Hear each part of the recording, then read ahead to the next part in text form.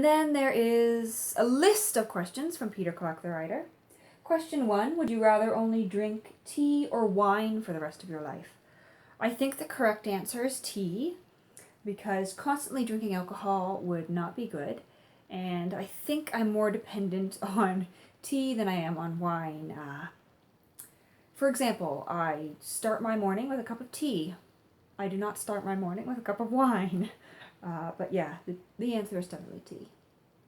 Question 2, what is your favorite film that came out in the last 5 years? I don't watch a lot of contemporary films, but I did really enjoy Hail Caesar. I saw that in theater, and it was very funny. There were a lot of references to classic films, and the scene with George Clooney being converted to communism had me laughing out loud in the theater. Question 3, favorite scene from Casablanca? It's hard to pick a favorite scene from Casablanca. This is one of my favorite films. I rewatch it every Valentine's Day. I like the montage of Paris just before the war starts. Just before the invasion, rather. That's always a good part to watch. I, of course, enjoy Sam playing You Must Remember This on, the song is called As Time Goes By. I enjoy watching Sam play As Time Goes By on the piano. But this is kind of a random scene. I've got it stuck in my head, but basically Rick, who is played by Humphrey Bogart, owns a club, and there is a woman who is rather infatuated with him, and she comes in her fancy dress, comes up to the bar where Rick is standing and says to him, "Where were you last night?" And Rick says, "That's so long ago, I don't remember." And she's rather upset. She says, "Will I see you tonight?" And he says, "I never make plans that far ahead." And for whatever reason, I just have that exchange stuck in my head, and I laugh every time. So that could be my favorite scene. Then, of course, there is the Rick allowing the love of his life to get on a plane with her husband, Victor Laszlo, at the end of the movie, and them flying away, and Rick is left on the tarmac, leaving the viewer with the knowledge that he is going to fight. I've always loved that scene. Actually, I just love the whole movie. Can I pick the whole movie as my answer? Question 4. If you were a flower, which one would you be? Obviously, the correct answer here is Rose. My middle name is Rose. I love roses. Obviously, I am a rose. Question 5. If you could have a superpower, would you rather fly, have super strength, or be invisible? There was a time when I would have said fly, because I used to have very vivid dreams about flying, and so as a kid I always wanted to fly. But I would rather be invisible. That would be much more useful and probably a lot less frightening. Question 6. If you could live in any book world, which would you choose? I wouldn't really want to live in a book world. Book worlds tend to have just as many problems as our own world. A lot of the book worlds that I enjoy are in fact the real world. But if I could pop into a book world for just a day, perhaps I would experience Gabrielle Roy's The Tin Flute. Just experience the atmosphere of the time in which the novel was written, the time in which the novel was set. Very different Canada, obviously. Question 7. Roller coasters or museums? Obviously, museums. I went on a roller coaster once. I'm terrified of roller coasters, mainly because I'm terrified of heights. It gets even worse when the heights start moving. My one experience on a roller coaster, my friends talked me onto it. I got on. As soon as it started to move, I closed my eyes, and I did not open them again until the ride stopped. Yeah, definitely museums. Question 8, what is your favorite dinosaur? I don't have a favorite dinosaur. I know hardly anything about dinosaurs, so I'm going to skip this one. Question 9, favorite ingredient in poutine? You can't just isolate one ingredient in poutine. You gotta eat the whole thing or it's not poutine. Poutine is, for those of you who don't know, crispy French fries with cheese curds. The cheese curds must be fresh. If they do not squeak when you bite into them, they are not fresh and you will not have as good poutine. And of course, a thick brown gravy. There are variations on poutine. I think my favorite poutine I've ever had was a diner at the university where I did my undergrad. Served a delicious pulled pork poutine. So you have the French fries, you have the cheese curds, but in place of the gravy you have pulled pork and barbecue sauce and crispy fried onions, and it was just delicious. But I guess if I had to isolate one ingredient, absolutely the French fries, because French fries are of course okay on their own, but when you make a poutine, it's much better. Question 10, if you lived in a library, what section would you always be in? I would probably be in the can-lit section. Either that or the translated fiction section, if there is such a section. In other words, I'd be in the fiction section. Lectico in Spain asks, what do you do outside booktube? Sports? Pets? I have no pets. When I was a kid, my family had a number of birds, budgies. First one we got when I was about 7. My sister was just learning to talk. She couldn't say bird yet. She referred to the bird as Chirp, so of course our budgie was named Chirp. And that bird died when I was about 11.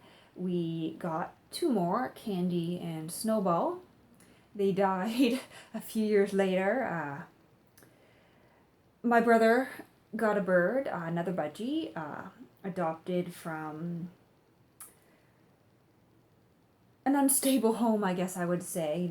Kind of neglected, very timid, wouldn't let us near it. But my brother decided to name this budgie Bob. Bob laid an egg. She became Bobby. She died, I think, when I was in my first year of university. I'm not really an animal person. I do like cats, but unfortunately cats do not like me. I am not a dog person. I am a little bit afraid of dogs.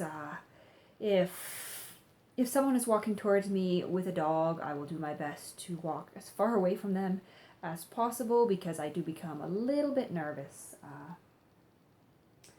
I don't play sports. I don't watch sports. Outside of BookTube, I am either reading, watching classic movies, listening to country music, or schoolwork. My life is pretty much academia. I enjoy studying, I enjoy reading. That is what I do. I guess I would call myself a studious person. Some people would call me boring, but that is what I do. Back at my parents' place, I of course enjoyed gardening as well. I enjoy a good glass of wine every once in a while. I enjoy taking walks in parks and whatnot, nature trails, that sort of thing. The next question is one that I did see a few days ago, and frankly I was a little bit insulted by it. Strip coverlet. I'm told that it was Adrian who left this and not Dalton. Dalton says he's quite willing to read Canadian literature. He even asked for some titles. Adrian from Strip Coverlet wants to know, why is American literature so much better than Canadian literature? And I think Adrian is only leaving this because he knows that it will upset me if he says that American literature is better than Canadian literature. Because American literature is not better than Canadian literature. But seriously, The question shouldn't be, why is American literature so much better than Canadian literature, or why is Canadian literature so much better than American literature. It shouldn't be a competition. There are good and bad novels in both countries. There are good and bad works in any body of literature. But there are a lot of really good CanLit works. And as a Canadian who enjoys CanLit, I do like to promote those. I do like to make sure that the rest of the world knows that the 35 million of us up here in the northernest part of North America, we do have good literature. We do have novels that are worth reading. We do have novels that you will enjoy and that will make you think. We do have unique perspectives. We do have novels that are worth reading. We have poetry that is worth reading. We have nonfiction that is worth reading. There are essays that are worth reading. And if you are not reading CanLit, then you are missing out on a lot of great works of literature that you could be reading. Now, I promote Canadian literature a lot, but I love American literature. I read a lot of American literature. I am a fan of Hemingway. I am a fan of Steinbeck. I am a fan of Louisa May Alcott.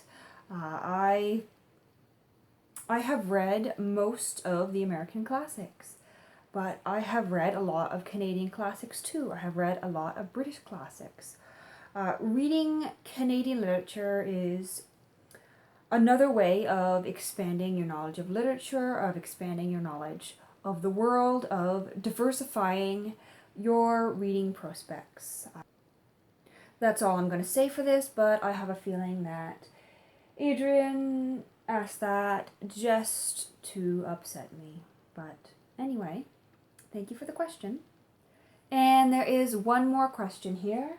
The page turner, the lovely Janelle, asks, what characteristics distinguish a really good book from an absolute favorite book? Are the characters relatable? I have a difficult time distinguishing the specific characteristics that make a book a favorite of mine.